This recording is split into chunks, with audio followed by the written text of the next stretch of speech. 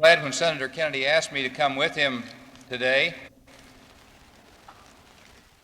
A couple of comments on some of the situations we find ourselves in today might be in order.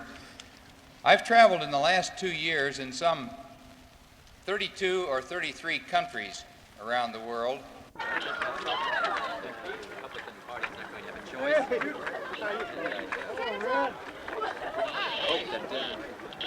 That some of those people in the Republican Party who dissent from what we're doing at the moment and all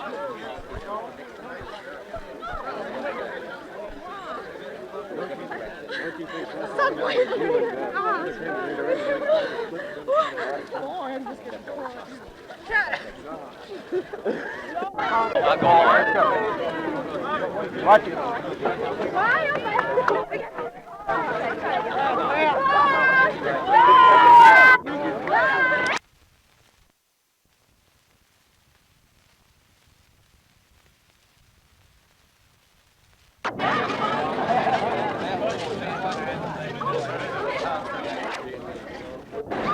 Pardon me, please.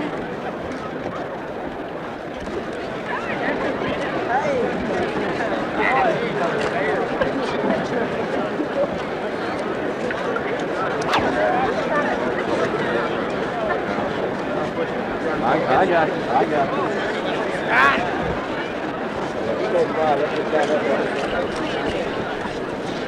Come on, Mom.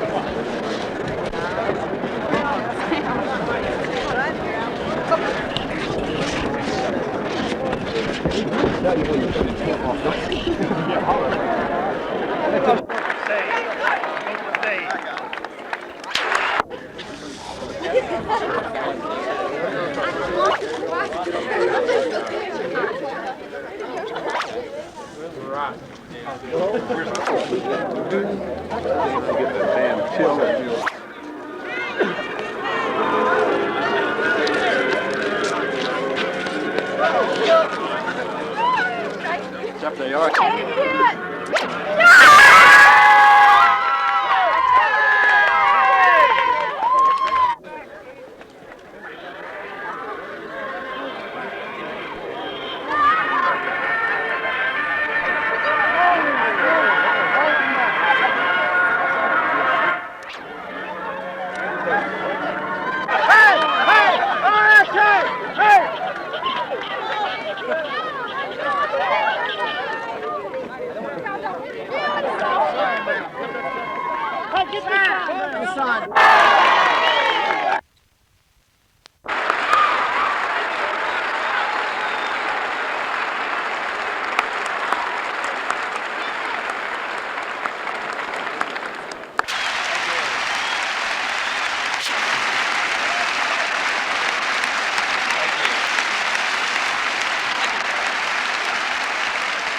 Thank you. Have spoken to student, university groups, government groups, technical societies, quite a number of different groups. And I think if there's one thing that you come back to the United States with after trips like this around the world, it's a real appreciation of what we really have in this country. We think about all of our problems, we talk about all of our problems continually, but I think we really still have the greatest country on earth, and I'm sure all of you would agree with that one.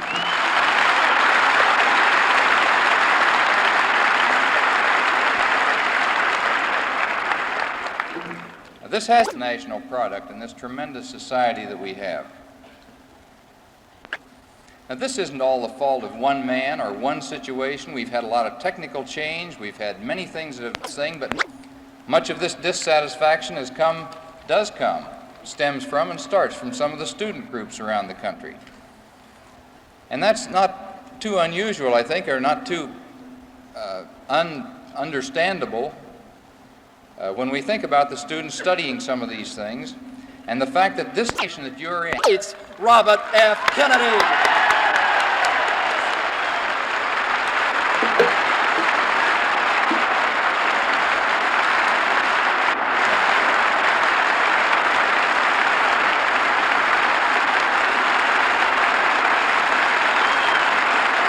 Thank you very much. Some newspaper men asked me if I would run for vice president with President Johnson. I explained to them that I thought a coalition government was possible in Vietnam, but I didn't think it was possible.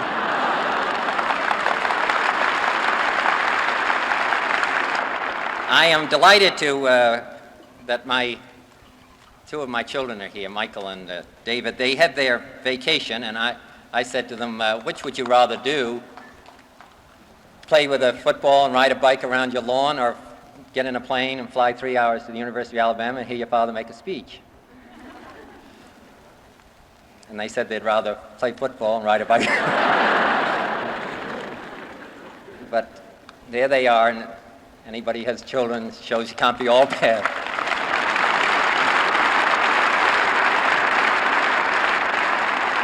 Or something like that. And I'm very glad that John came with me, gave me all that respectability,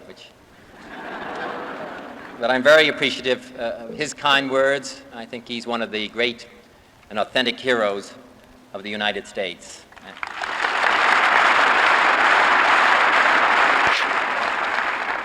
And I am very pleased to be back at the University of Alabama. This university, what he's done for the state, and what I think he's contributed to education across the state. This is the spirit in which I come to Alabama.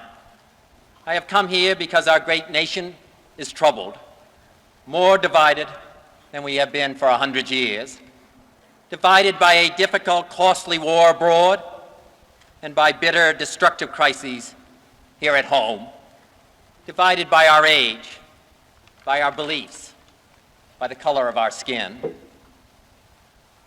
And I want to help to end these divisions. I run for the presidency because I do not believe that these bitter divisions are necessary for our country, are necessary for the United States of America in the year 1968 or 1969, or as we go into the 1970s. I run for the presidency because I believe it is time that all of the people of the United States began to work together.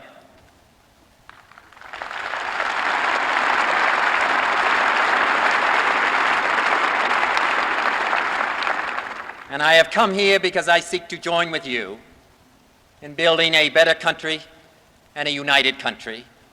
And I come to Alabama because I need your help. But this campaign in this critical election year must be far more than a matter of political organization, of courting or counting votes. This election will mean nothing if it leaves us, after it is all over, as divided as we were before it began. We have to begin to put our country together again.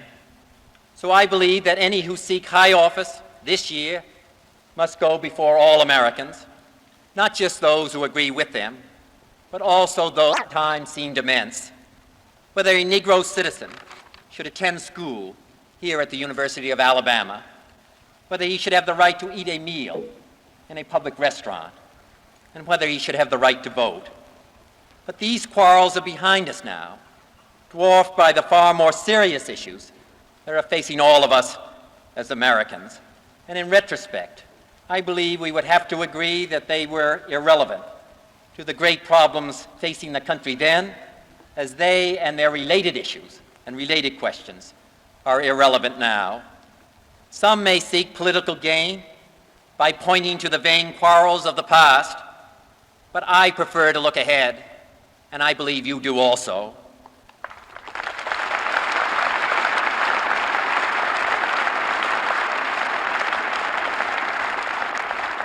Prefer to look to see what the real dilemmas are which confront this nation at home and around the world, and to find new ways of meeting these problems. We see this most of all today in the struggle in Southeast Asia, in Vietnam. I know, as I believe you know, that we cannot and that we must not surrender, that we simply cannot raise the white flag. But I know, and I think you know, that we cannot send more and more Americans to die for a strictly military solution, and a military can begin to heal our wounds. But the gulf between our people will not be bridged by those who preach violence, or by those who burn, and by those who loot. I run for president because I believe such anarchy is intolerable in the United States of America, and I want to do something about it.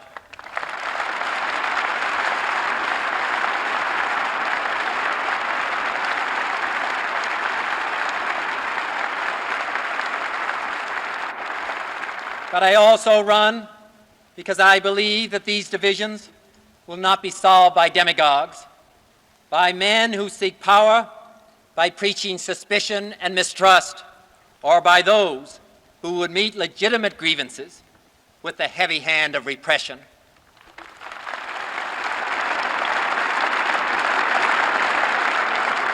We will begin to work together when we understand the tasks we have left undone and when we begin to meet them.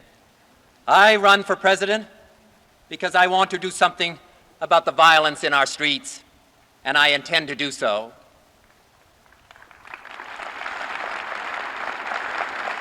But I also run because I want citizens to have an equal chance for decent jobs and decent housing, and I intend to do something about that also.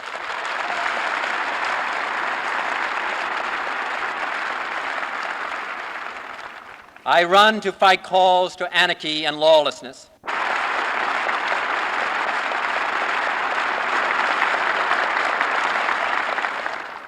I want an America that understands that this is a matter of simple justice, an America that begins to do justice to all of its people. For the work we must do is not for the benefit of any one of our peoples. It is the work we must do. It seems obvious that Richard Nixon will be the Republican nominee. Well, I think that what it shows clearly is that there will be no choice in the Republican Party.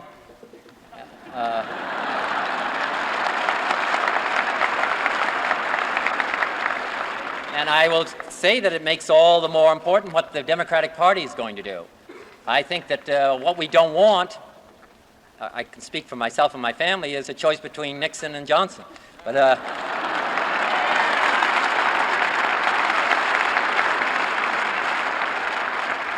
I would just say to you, we're not going to have, there's no real choice. Richard Nixon hasn't had given any other answer on the war in Vietnam and the struggles abroad and our relationship to other countries, anything different than the policy that we've been followed by the Democratic administration under President Johnson. Richard Nixon has given no other alternatives other than to say that he supported it and that we should follow the policy that we followed in the past. And secondly, his response on the Riot Commission, his response to the problems of the cities, his response to the problems that affect and which we must face, the relationship between whites and Negroes. He's offered no solutions, no answers, no different programs than we've been following in the past. That's why I think the Democratic nominee, who is going to be the Democratic nominee, is going to be so terribly important. And that's why I come here to the state of Alabama, and that's why I ask for your help.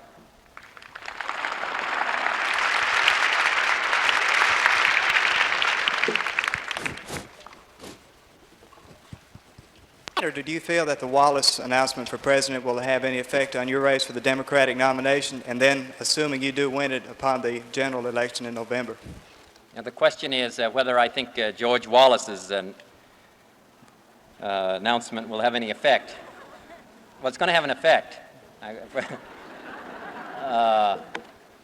I would think that he was going to, in some areas of the country, he would have some support. So it's going to have an effect on the election without any question. I think that he'll have some support in some of the southern states, and I would think that he would also gain some support in some of our northern states. How much, I think it's difficult to tell. And secondly, where he will take the votes from, whether he will hurt the Democrat or the Republican, I think is difficult to tell. My feeling is that he will cause some difficulty for Democrats, but I think that with Richard Nixon as the candidate, that he might very well cause some difficulty for Richard Nixon as well. I hope so.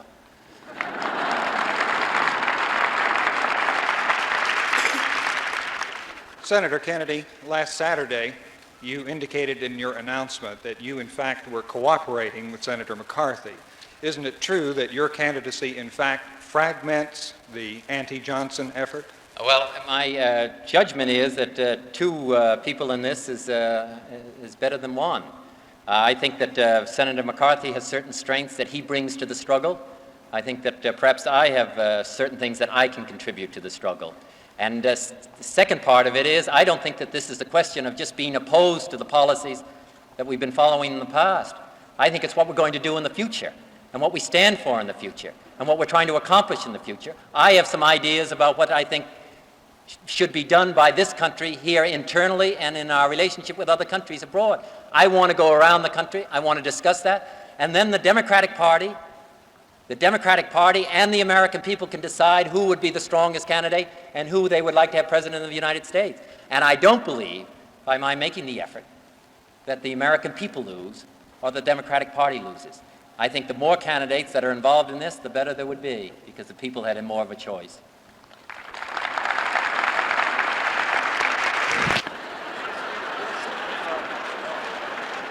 Where are you from?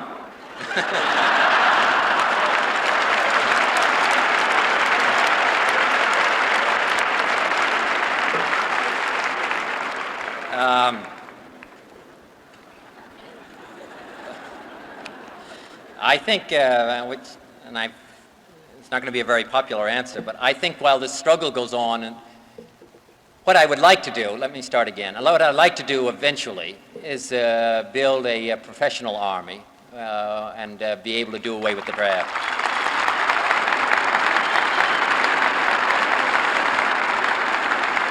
But let me say this, while this struggle goes on in Vietnam, and where men are fighting and men are dying, that I think that that burden has to be carried as equally, as much as we can, equally by all of our citizens.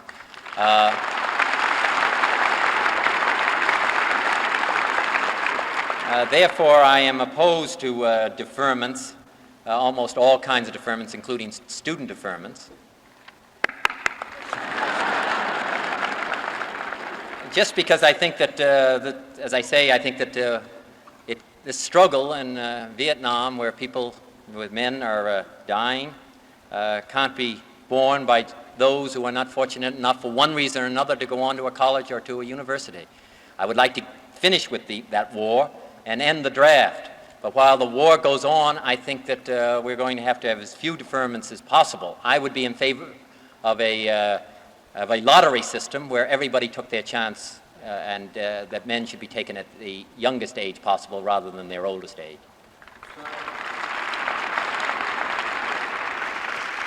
Senator Kennedy, Yes? I'm going to be a delegate to the Democratic National Oh, Convention. God. A real live one. How are you? I have two-thirds. Whatever you say, I agree with you. I mean, what would happen if one vote came from Alabama for Robert Kennedy right at the beginning? I think it would sweep the... Two-thirds of the vote. Oh. I'm having difficulty making up my mind. I would like to ask you this question. In Does light it all of turn on recent- this? Does it turn on this? Does it turn on this? It could, yes, All sir. right. All right. Uh-oh. In light of recent HEW guidelines and district federal court decisions relating to school desegregation, I want to make it clear that I'm not talking about having a segregated school system.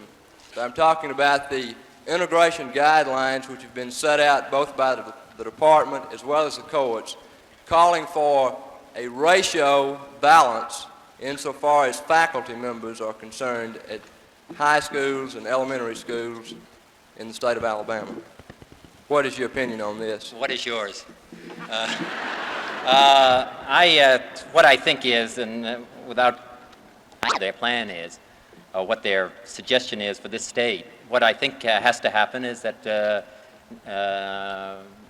Negroes, black people, and any other racial group or any other group in our country should be permitted to have the best possible education and be able to attend whatever school they can.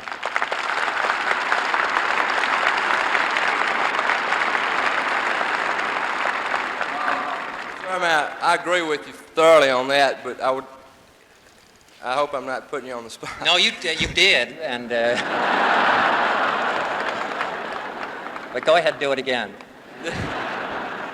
The arbitrary 3-to-2 ratio Do you think that that is in the best Well, I'm not interest? familiar, let me say that I'm not familiar with what they've said, and I'd much rather be familiar with before I commented on it.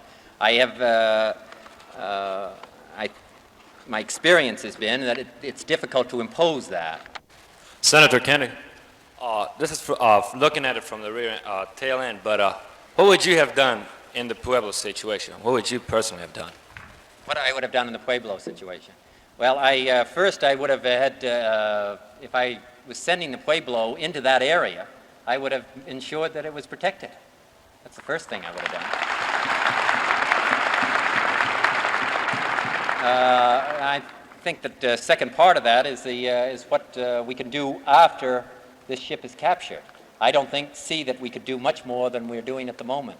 I think that we have to make a diplomatic effort. I think that the mistake was made in permitting it to be captured in the first place and not taking greater care. We knew for the 4 weeks prior to that period of time that the North Vietnamese were watching these kinds of ships, that they were threatening to seize one of these ships, and to let the Pueblo to get that close without either air cover or without other security seemed to me a tragic error and a tragic mistake.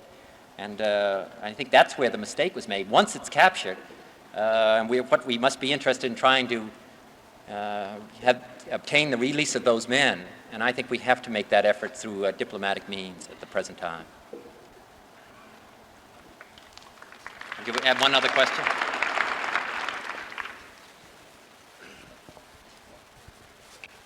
Senator Kennedy. Now it's familiar. In your speech upon the floor, you said that you were going to deal with the problem of crime in the street. Now, just what...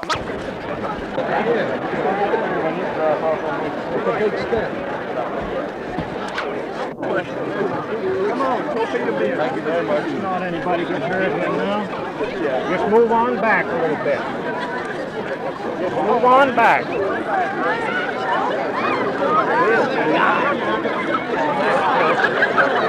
right, let's go. Back out. Turn around and walk. Turn around and walk.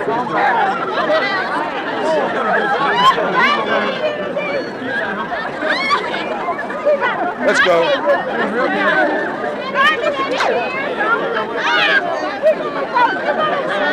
Oh, I'm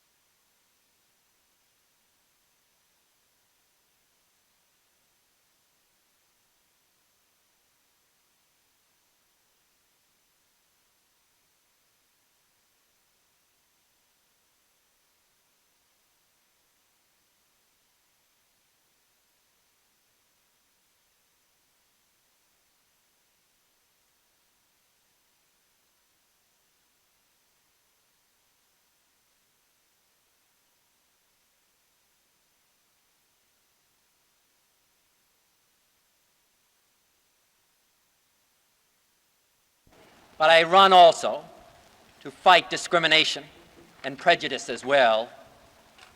For when a Negro leaves his home to risk death 12,000 miles away, while we, you and I, live and study in comfort, I want him to find the door of opportunity open when he returns, and I think the people of Alabama want that as well.